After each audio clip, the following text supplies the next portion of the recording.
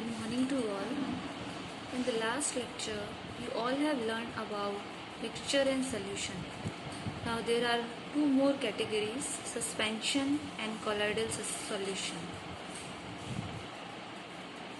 These are the difference between solution, colloids and suspension.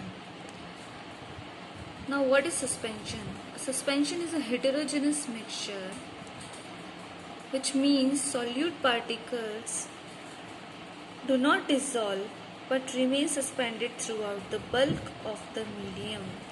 For example, chalk powder mixed in water, soil mixed in water, or oil or vinegar mixed in water. Particles of a suspension are clearly visible to the naked eye because the size of the particles are big. The particles of suspension scatter a beam of light passing through it and make its path visible.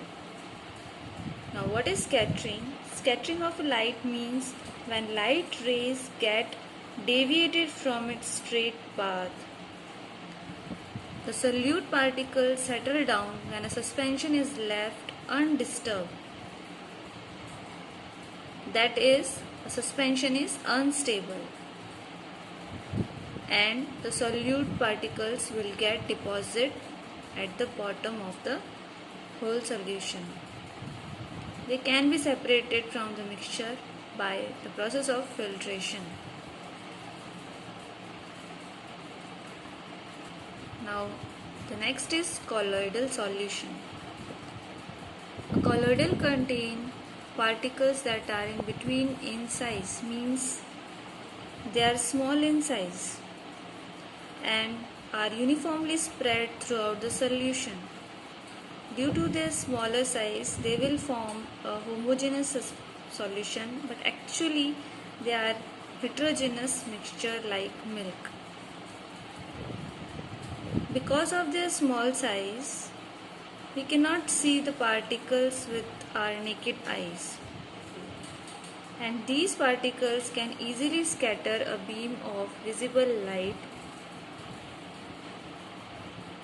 This effect is called Tyndall effect. Now, what is Tyndall effect? Tyndall effect you have seen many times, like light enters a room through a small hole due to scattering of light by the dust and smoke particles, and you can clearly see those dust particles in the light. Other example like Tyndall effect can be seen in a dense forest due to scattering of light by water droplet in the mist. Tyndall effect: when a beam of light is passed through a colloidal solution, the colloidal particles will scatter the beam of light and the path of the light become visible in the solution. The name Tyndall effect is given after the name of the scientist who discovered this effect.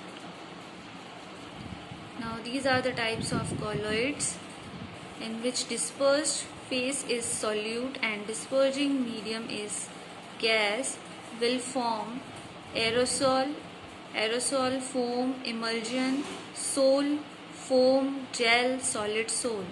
And examples are like fog, smoke, shaving cream, milk of magnesia, foam, jelly, colored gemstone, etc. Now, as you all know, pure substances are of two types, elements and compounds. Elements: Robert Boyle was the first scientist to use the term elements in 1661. Anthony Laurent Lavoisier, a French chemist, was the first to establish an experimentally useful definition of an element.